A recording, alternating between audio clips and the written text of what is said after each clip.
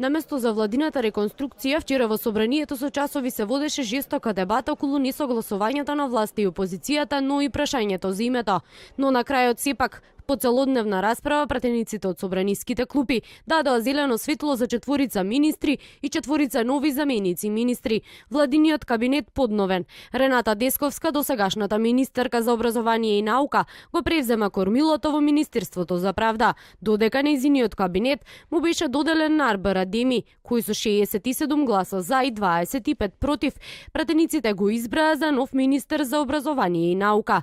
Смени има и во Министерството за култура. По 1 година од министерскиот кабинет си заминува досегашниот Роберт Алагјозовски, а на негово место доаѓа новоизбраниот Асаф Адеми. Адеми, кој доцна синоќа беше изгласан во собранието, е именуван на предлог на крилото на Бесана Афрем Гаши. Во владината реконструкција, која се најавува како зајакнување на парламентарното мнозинство, влезе и Демократската партија на албанците. Бардул Даути од ДПА со 65 гласа за и 26 против, како и 1 воздржан, стана новиот министер без ресор во владата на Зоран Заев, а за неговиот избор меѓу 26 гласа против се и гласовите на пратениците од Либерално-демократската партија, кои се дел од коалицијата на СДСМ.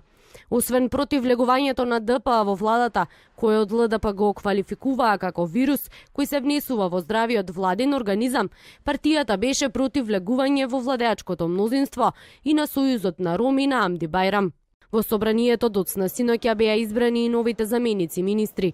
Екс-градоначалникот на општина Центар, Андреј Жерновски, сега е новиот заменик министер во Министерството за надворешни работи.